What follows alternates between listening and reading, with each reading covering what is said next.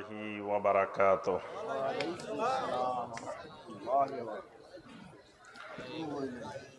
আমাদের সমাজে ছেলে সন্তান হলে আজান দেয়, কিন্তু মেয়ে সন্তান হলে আজান দেয় না। সুন্নতি পদ্ধতি কোনটা? সুন্নতি পদ্ধতি ছেলে হইলেও দিতে হবে, মেয়ে হইলেও দিতে হবে। ইসলাম ছেলে এবং মেয়ের মধ্যে এবাদতের ক্ষেত্রে কোনো বৈষম্য করে নাই। এবাদত যা ছেলের উপরে ফরজ তা মেয়ের উপরেও ফরজ। এমনকি যারা হিজড়া আছে, হিজড়া চিনেন নে? হ্যাঁ, এখন হিজড়া মানে সন্ত্রাসী, রাস্তা রাস্তায় সন্ত্রাসী করে, বাড়িতে বাড়িতে সন্ত্রাসী করে। কোনো বাড়িতে ছেলে মেয়ে হয়েছে শুনলে যায় আক্রমণ চালায়, হামলা চালায়। তারপরে আপনার কোনো বাড়িতে বিয়ে শাদী হইলে হামলা চালায়। প্রশাসনও কিছু বলে না, কেউ কিছু বলে না, এদেরকে ছেড়ে দিছে সন্ত্রাসী করার জন্য। কি করে না এরকম? কিন্তু ইসলাম এটা বলে না। ইসলামের কথা হইলো এরা মা বাবার সম্পত্তিতে জায়গা জমিন পাবে, এরা বাড়িতে থাকবে, এরা দেশে দেশে ঘুরবো কেন? এরা মা বাবার সন্তান না? কি বলেন? মা বাবার কোন সন্তান যদি আপনার বিকলাঙ্গ হইতো, কোন সন্তান যদি অসুস্থ জন্ম নিত, সন্তান এটা কি মা বাবা ফেলে দিয়ে আসতো? এটারে মা বাবা পালে না। তো এটা হিজড়া হয়েছে, অসুবিধা কি? হিজড়া বানাইছে কে? আল্লাহ সুবহানাহু ওয়া তাআলা। এটা আল্লাহর আয়াত, আল্লাহর নিদর্শন। আল্লাহ দেখান যে আমি যেমন পুরুষ বানাইতে পারি, নারী বানাইতে পারি, এরকমও বানাইতে পারি। ফেরেশতারা পুরুষও না, মহিলাও না। কি বলেন? আল্লাহ ওই রকম মাখলুক বানাইছে না? তো এটা হিজড়া হয়েছে, অসুবিধা কি? হিজড়ার মধ্যে কোন হিজড়ার মধ্যে পুরুষের অংশ বেশি থাকে, কোন হিজড়ার মধ্যে মহিলার অংশ বেশি থাকে। যে ডাক্তার পরীক্ষা নিরীক্ষা করে যেটার মধ্যে বলবে যে পুরুষের অংশ বেশি, এটা পুরুষের পদ্ধতিতে নামাজও পড়বো, রোজাও রাখবো, হেজাব ইবাদত বন্দেগীও করবো, জাগা জমিনও পাইব। যেটার মধ্যে নারীর অংশ বেশি, এইটা নারীর মতো ইবাদত বন্দেগী, নামাজও পড়বো, রোজাও রাখবো, শরীয়তে সব হুকুম আকাম পালন করবো।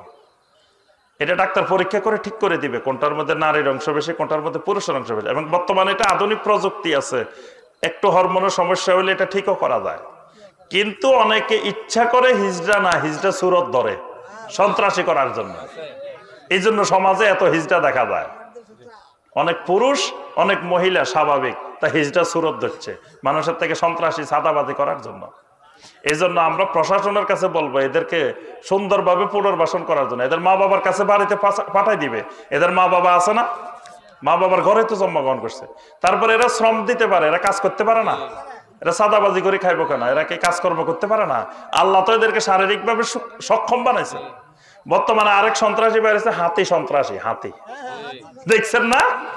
হাতি থাকবো জঙ্গলে, হাতি রাস্তা রাস্তা সন্ত্রাসী করতে আসবো কেন? আল্লাহ সুবহানাহু ওয়া তাআলা হাতির জন্য যত খাবার দরকার জঙ্গলে আল্লাহ সব বানায় রেখেছে। কলা বাগান আর কলা বাগান জঙ্গলে আছে না? পাহাড়ের মধ্যে যাই দেখবেন হাতির যত খাবার দরকার সব ওখানে আছে। তো হে ওখানে বসে খাইবো, হে এখানে আসে কেন? আসছে ভালো কথা, হে তো আসে না, হেরে ধরিয়ে এনছে লোক। আমি কিছু মানুষ ব্যবসা করতেছে হেরে দিয়ে, রাস্তা রাস্তা মানুষের আটকায় আটকায়। এইগুলা যেন কেউ দেখে না, কেউ কোনো ব্যবস্থা এনে না। হাতির দিয়ে সন্ত্রাসী কার্যক্রম চলতেছে। তো এখানে যে ভাইটা বলছেন যে মেয়ে হলেও আজান দিতে হবে, মেয়ের প্রতি বৈষম্য, এটা হিন্দুয়ানি সমস্যা। হিন্দুদের মধ্যে ছেলে আর মেয়ের সমস্যা আছে, মুশরিকদের মধ্যে, অমুসলিমদের মধ্যে ছেলে আর মেয়েকে সমানভাবে দেখে না। ইসলাম ছেলে আর মেয়েকে সমানভাবে দেখে, বরং মেয়েকে একটু বেশি দেখে। ইসলামে ছেলের থেকে মেয়ের অধিকার বেশি, বুঝতে পারছেন? ইসলাম ছেলের থেকে মেয়ের অধিকার দিছে বেশি, কিন্তু আমরা হিংসা করি না। আমাদের মায়ের জাতি বেশি পাইব, আলহামদুলিল্লাহ। মিলাইলে মানে সব সাবজেক্ট মিলাইলে বেশি, কিন্তু আমরা তো এক সাবজেক্ট মিলাই বসে থাকি। 10 সাবজেক্ট। সাবজেক্ট কয়টা? এসএসসি পরীক্ষা, এইচএসসি পরীক্ষা, সাবজেক্ট কয়টা? 10টা। এক সাবজেক্টে একজনে 90 পাইছে, আরেকজনে 70 পাইছে। আরেক সাবজেক্টে একজনে 80 পাইছে, আরেকজনে 95 পাইছে। কোন সাবজেক্টে বেশি, কোন সাবজেক্ট মিলাইলে মহিলা বেশি, নারীর অধিকার বেশি, সব মিলাইলে। তো এই জন্য নারীকেও আজান দিতে হবে। আজানের জন্য নামাজের পদ্ধতিতে আজান লাগবে না। আজানটা হবে বাচ্চাকে কোলে নিয়ে আজানের বাক্যগুলো উচ্চারণ করে শোনাই দিবে, এটাই। অনেকে মনে করেন আল্লাহ নিরাকার, তাহলে কি করে আল্লাহর দিদার সম্ভব? সঠিক মতামত জানতে চাই। আল্লাহ সুবহানাহু ওয়া তাআলা নিজেই আল্লাহ রাব্বুল আলামিনের বিভিন্ন আকারের বর্ণনা দিয়েছেন। আল্লাহ পাক যেভাবে বর্ণনা দিয়েছেন সেইভাবে আমরা ঈমান আনা, বিশ্বাস করা, এটাই হলো ঈমান। এটার কোনো ব্যাখ্যা বিশ্লেষণের দরকার নাই। এই তো শেষ প্রশ্ন আর দুইটা। আসসালামু আলাইকুম। তো ব্যাখ্যা বিশ্লেষণ ছাড়া যেভাবে আল্লাহ রাব্বুল আলামিন আল্লাহর পরিচয় দিছেন, আমরা জানতাম না আল্লাহ কেমন। আল্লাহর পরিচয় আল্লাহ নিজেই দিছেন কোরআনের মধ্যে। তা আল্লাহ বলতেছেন আমার হাত আছে, আমি যদি কই না না না আল্লাহর আবার হাত থাকে কেমনে? আল্লাহর হাত আল্লাহর মতো, আল্লাহ জানে কেমন হাত, আমরা জানি না। কিন্তু আল্লাহ কইতেছে বান্দা আমার হাত আছে, আমার চেহারা আছে, আমার পা আছে, কবজা আছে, আমার সাক আছে।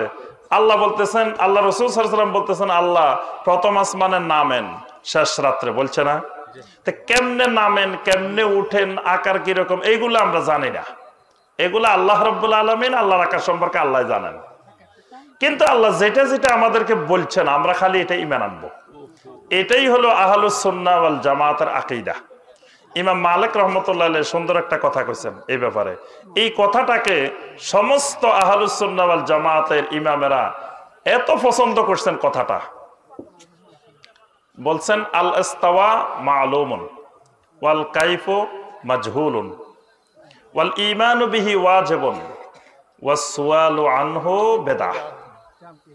বলছেন যে আল্লাহর সিফাতগুলো, ইস্তাওয়ার মতো যত সিফাত আছে এগুলো আল্লাহ যেমনে বলছে আমরা খালি জানলাম, কিন্তু আল কাইফু মাজহুলুন, এগুলো ধরন আমরা জানি না। ধরন আমাদের কাছে মাজহুল, কারণ আমরা আল্লাহরে দেখি নাই, কোনোদিন দেখছি নি। তা আমরা জানবো কেমন আল্লাহর হাত কেমন, পা কেমন, চেহারা কেমন। ওয়াল ঈমানু বিহি ওয়াজিবুন, আল্লাহ যেমনে বলছে তেমনি ঈমান আনা ওয়াজিব। ওয়াস সুআলু আনহু বিদআহ। কিন্তু কেউ যদি কয় না আল্লাহর হাতটা কেমন, মনে হয় আমাদের এটা 1 হাত লম্বা, আল্লাহরটা মনে হয় 100 হাত লম্বা, এরকম প্রশ্ন করলে সেটা ঈমান চলে যাবে, এটা প্রশ্ন করা যাবে না। আল্লাহ যতটুকু বলছেন এতটুকুর মধ্যে থেমে থাকতে হবে। এই জন্য আল্লাহ যদি আকারের কথা কন, আমরা যদি আকার অস্বীকার করি তাহলে আল্লাহর কথাই ওহী অস্বীকার করলাম। এজন্য ওহী অস্বীকার করা যাবে না, আবার অতিরিক্ত বেশিও বোঝা যাবে না। ওহী যেখানে থেমে গেছে সেখানে থেমে যাইতে হবে, এর থেকে বেশি না। আজকে একজন আমাকে সকালে প্রশ্ন করছে যে সুলাইমান আলাইহিস সালাম মারা যাওয়ার পরে দাঁড়াইছিলেন লাঠি লই, কতদিন দাঁড়াইছিল? তারপরে আচ্ছা দাঁড়াইছে ভালো কথা, এতদিন পর্যন্ত কি তার পরিবার তাকে খোঁজাখুঁজি করে নাই? তিনি রাষ্ট্রপ্রধান ছিলেন, রাষ্ট্রের কাজকর্ম চলতেছে না, তারে খোঁজে নাই? প্রশ্ন তো ঠিক আছে। তো এখন আমি বললাম যে উনি যে দাঁড়াইছেন, উনি যে এই হয়েছে এই ঘটনা, এইগুলো কোন সহি রাওয়ায়েতে আসে নাই। রাওয়ায়েত গুলো সবগুলোর মধ্যে দুর্বলতা আছে, এই জন্যই রাওয়ায়েতের সহি দঈফ খুঁজতে হয়। যে যখনই দেখবেন সনদে গন্ডগোল আছে, এটার মধ্যে অসংখ্য প্রশ্নের জন্ম নিবে, এটা মিলবে না, এটা সূত্র মিলবে না, এটার এলোমেলো হয়ে যাবে সব। হ্যাঁ, এই জন্য এটার মধ্যে গন্ডগোল পাওয়া গেছে। আর যেটা সূত্র মিলবে এইটা আপনি কোনোভাবে দেখবেন যে সনদ ঠিক থাকলে আপনি কোনো দিক থেকে প্রশ্ন করার অবকাশ নাই। আচ্ছা, ডিলা কুলুব মিজানের পাল্লা ওজন করা হবে, কথাটুকু কতটুকু সত্য? কথাটুকু 100% মিথ্যা কথা। মিজানের পাল্লা ডিলা না পাকি ডিলা কুলুব এগুলো তুলবে কেন? কি আমাদের ময়দানে কোনো এইরকম জিনিস?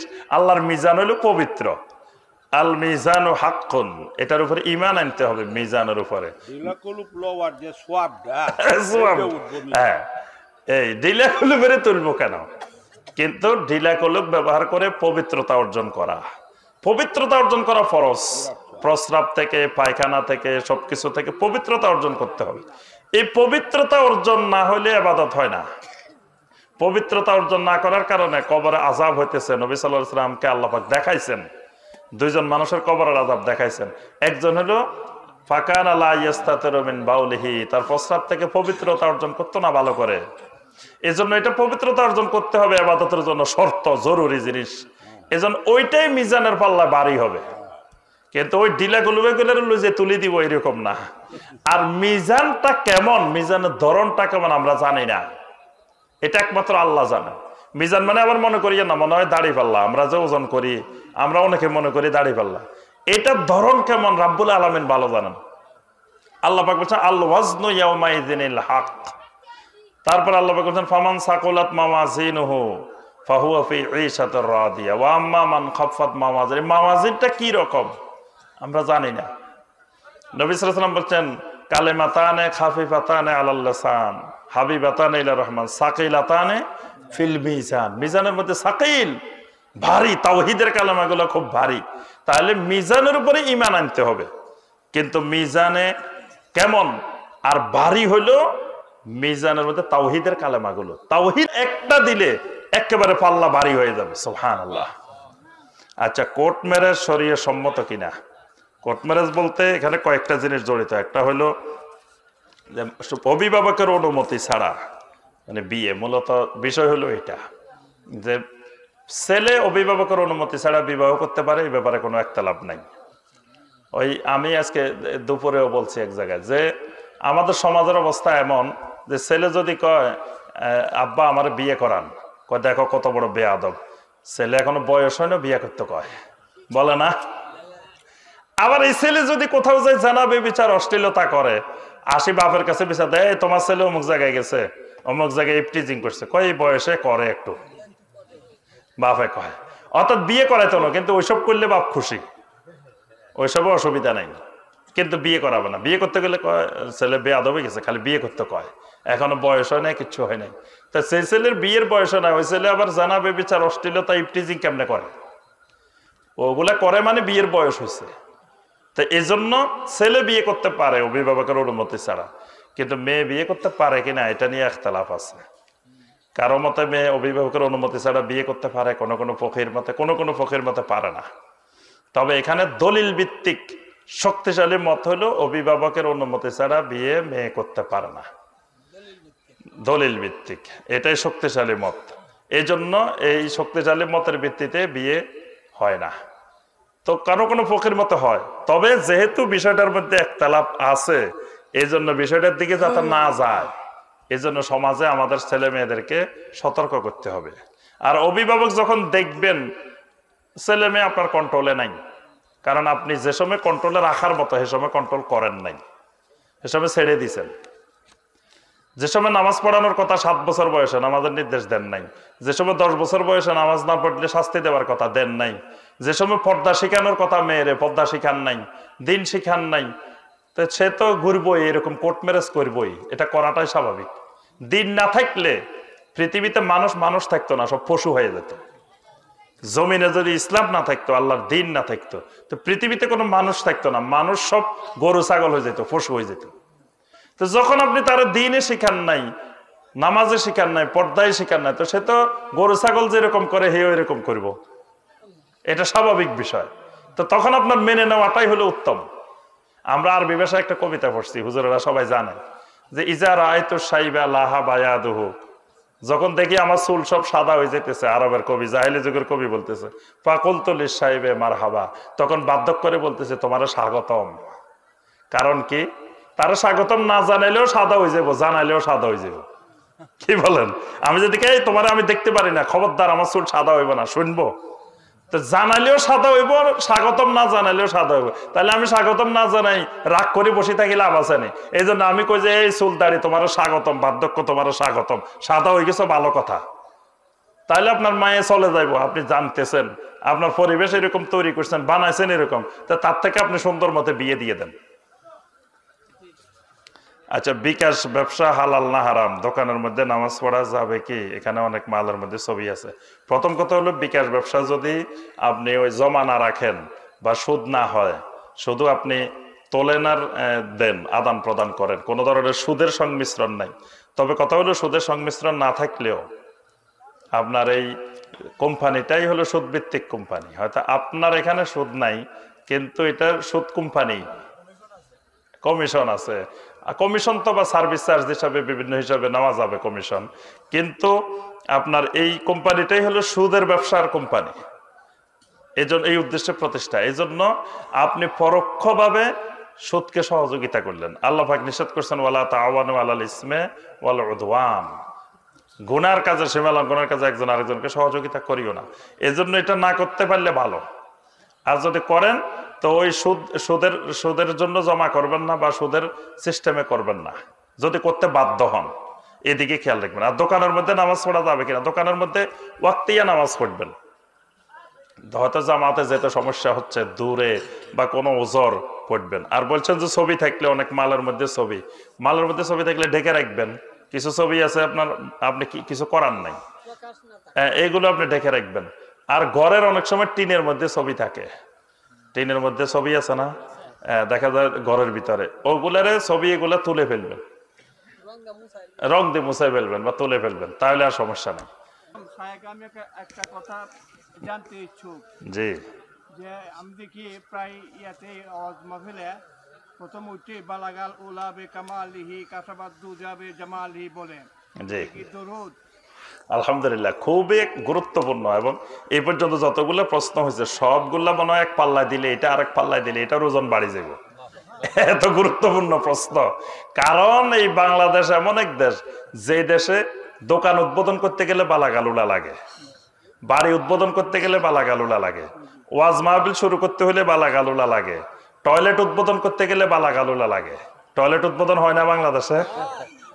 যেটা উদ্বোধন হয়, বিয়ে উদ্বোধন করতে গেলেও বালাগালুলা লাগে, মানুষ মরে গেলেও বালাগালুলা লাগে। বালাগালুলা এরকম এক দামি জিনিস বাংলাদেশে। অথচ বালাগালুলা বিকামালি, এটা একজন কবির কবিতা, শেখ সাদী রহমতুল্লাহ আলাইহির কবিতা। কবিতা এক জিনিস, দরুদ এক জিনিস।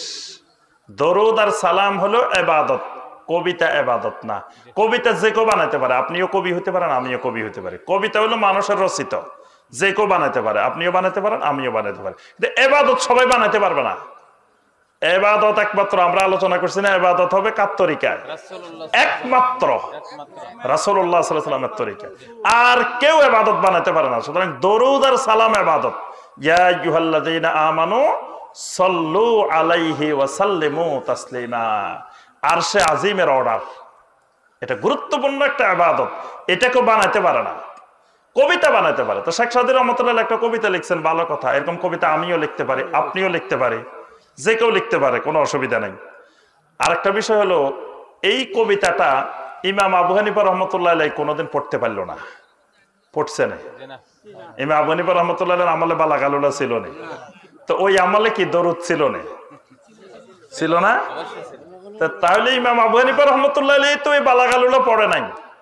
তাহলে ইমাম আবু হানিফা রহমতুল্লাহ আলাইহির মাযহাবের আমরা যারা আছি, তারা তো বালাগালুলার সাথে কোনো সম্পর্কই থাকার কথা না। আমাদের ইমাম পড়তে পারে না, মিয়া আমি পড়বো কেন?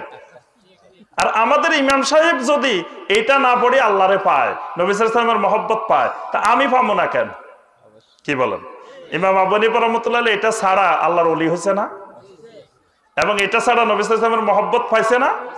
তো এটা আমার লাগবে কেন? আমার ইমামে পায় না, আমিও পাবো না, আমারও দরকার নেই। অথচ এটা আমাদের দেশের দরুদ হয়ে গেছে। মানুষ মনে করে এটা দরুদ না, নবীর শানে একটা কবিতা, একটা কবিতা। জি না, গন্ধ নাই। এটার মধ্যে সরাসরি ওইরকম শিরক নাই, তবে এটার কিছু কথার ব্যাপারে ওলামায়ে কেরাম বলছে এখানে কিছুটা সমস্যা আছে। মানে যেমন বলা হয়েছে বালাগাল উলা বিকামালিহি, যে নবী সাল্লাল্লাহু আলাইহি ওয়াসাল্লাম উন্নতির শীর্ষ পর্যায়ে পৌঁছে গেছেন বিকামালিহি, তার কামালিয়ত দ্বারা। এই কথাটা ঠিক না।